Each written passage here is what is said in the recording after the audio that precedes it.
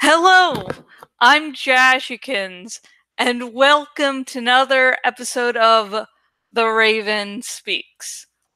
The Raven Speaks is a series of weekly videos about a variety of subjects. Feel free to comment below to suggest the topic for a future episode. Come on, do it. Don't make me think for myself anymore. But anyways, on to this week's episode. For many a year, I've been wanting to do one of my long blog posts about my theory that Jorah Mormont is Azor Ahai. Yet I've been distracted by other theories and series, so have put this on the back burner. Then there was a large chunk of time I didn't do long posts, which made it even harder for me to write in a style I wasn't writing it at the moment. I would wait to do a long blog post about Jorah and the Azor Ahai prophecy, but I doubt I could finish it in time for the Game of Thrones Season 8 premiere. And I don't want this post to come out after Azor Ahai has been revealed. So I've decided to do a shortened version of my original plan post and release it as a video, which you see before you.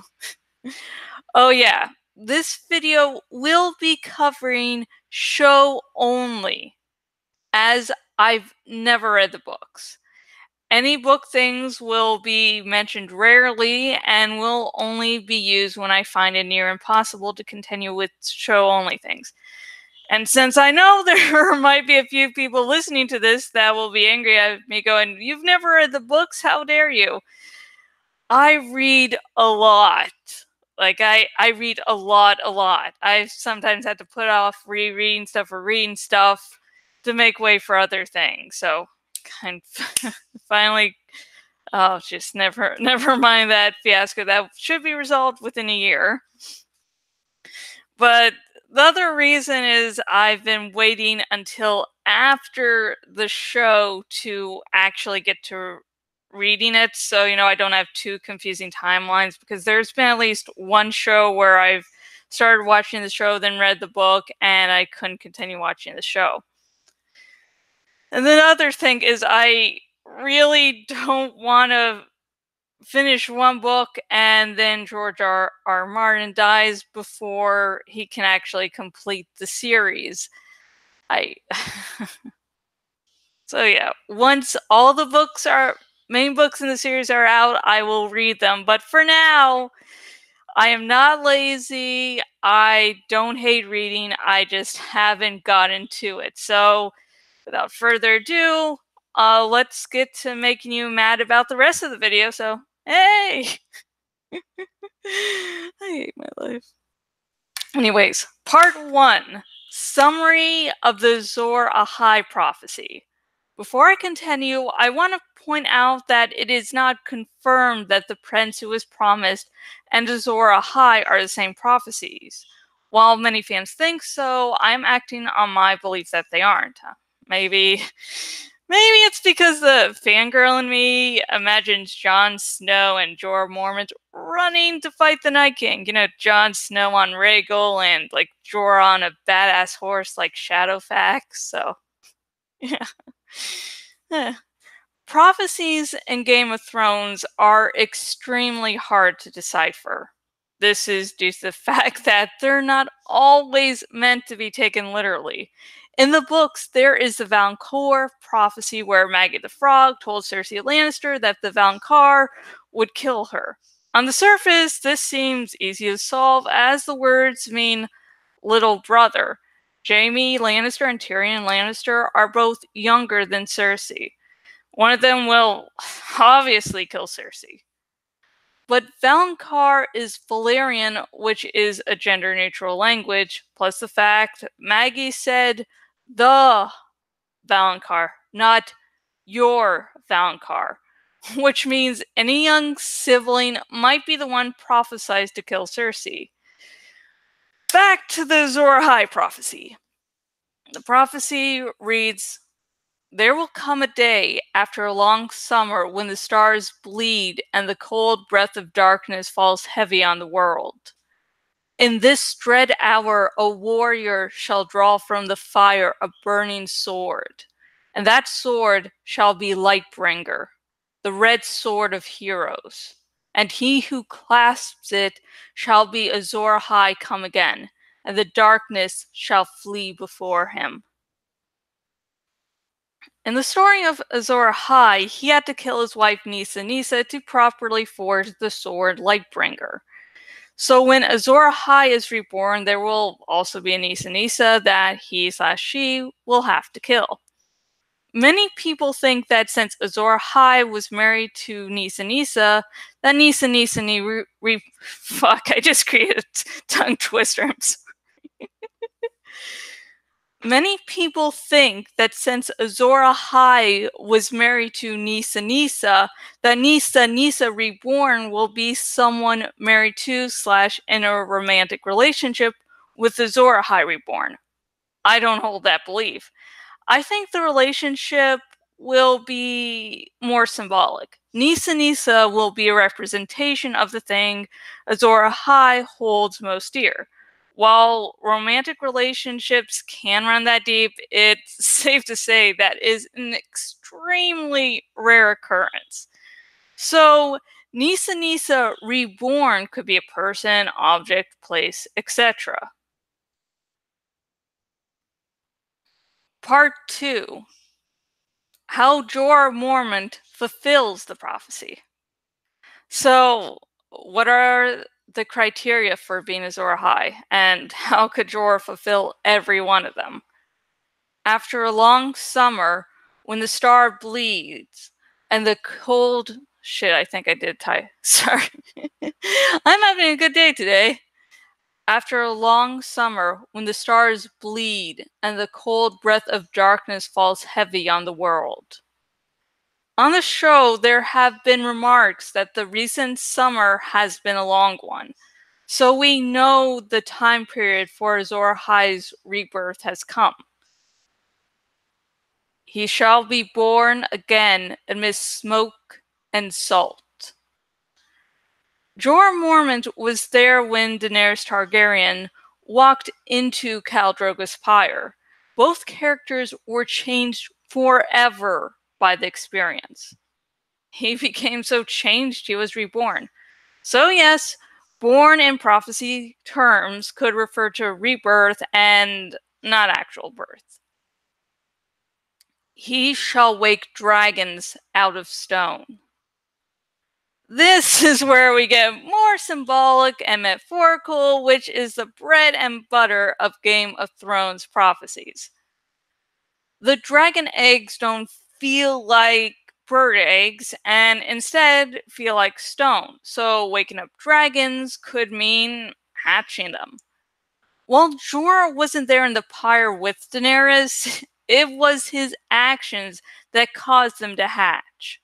Jorah is over 6 feet and Daenerys is barely over 5 feet. If he had wanted to stop her, he could have. Yet he allowed her to continue on and so woke dragons from stone. He shall draw from the fire a burning sword, Lightbringer. As of yet, Jorah hasn't pulled any sword from a fire, so I can't say anything on this point. And who would be Jorah Mormont's Lightbringer and Nisa Nisa? The latest Game of Thrones trailer revealed Jorah owning Heartsbane, as many believe that as I said, I'm having a real great day today. I practiced last night if you want to believe that. As many believe that Valyrian sword will be Lightbringer, the House Tarly ancestral sword seems more than a good candidate for Lightbringer. No matter if you think Jorah and Daenerys are in love or not, there is an extremely deep bond between the two. Their relationship is as intense as any romance, while as familial as any platonic one.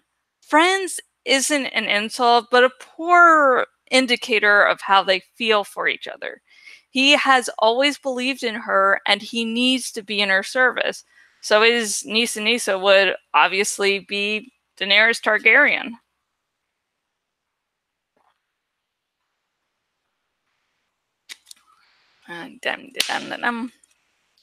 Okay, I'm checking the live chat to see if anyone's joined in, and no one has. So let's get back and see how many more fuck-ups I can do today. Gosh darn it. Part 3. Why Jorah being Azor Ahai will be fulfilling. Many of my longtime fans will know that Jorah Mormont is my favorite character on the show. I am most interested in his journey and was extremely disappointed how season 7 didn't give him much to work with. He could have died in the Citadel and no important plot points would be lost. So, do I believe Jorah is Azor Ahai for selfish fangirl reasons? Is it I just want my favorite character to be one of the most important characters on the show? Do I just want everyone to stop hating him? For that last one, I know no matter what, the majority of people won't stop disliking him if he's revealed to be Azor Ahai. They'll most likely say it was poor writing before giving even an inkling of an indication that they like him. For the first two questions, I will say yes and no. Of course, I'd love Jorah to be Azor Ahai because he seemed extra special to me. But that isn't the only reason. The other reason is I want who Azor Ahai is to shock the majority of the fandom. So the character has to be disliked by the majority of fans and not one of the main people that the majority is theorizing about being Azor Ahai. Jorah Mormont fulfills both requirements. Part 4. What if Jorah Mormont doesn't turn out to be Azor Ahai on the show? While I would be more than happy if Jorah was Azor Ahai on Game of Thrones, I won't judge the final season on whether or not my fan theory was right. All too often, enjoyable movies are trashed because they don't fulfill specific fan theories. There is a difference between bad writing and not getting what you want. So I won't be mad if this show decides to have someone other than Jorah be Azor Ahai. All I ask is that the choice makes sense and is a surprise. I want all my endless hours to mean something and not for the reveal to be completely predictable. In other words, Jon Snow's Nisa Nisa shouldn't be Daenerys Targaryen, and Daenerys Targaryen's Nisa Nisa shouldn't be Jon Snow. Nisa Nisa is the symbolic representation of what Azor Ahai holds the most dear. Therefore, Jon Snow's Nisa Nisa would be his remaining siblings or Winterfell. Daenerys Targaryen's would be her dragons, especially Drogon, or Jorah Mormont. Jon Snow holds his dark side most dear, hence his family and home being Nisa Nisa. Daenerys Targaryen thinks of her dragons as her children and a symbol of her house. Jorah Mormont is the only one alive who has seen her evolution from naive girl to dangerous queen. Therefore, he symbolizes her journey.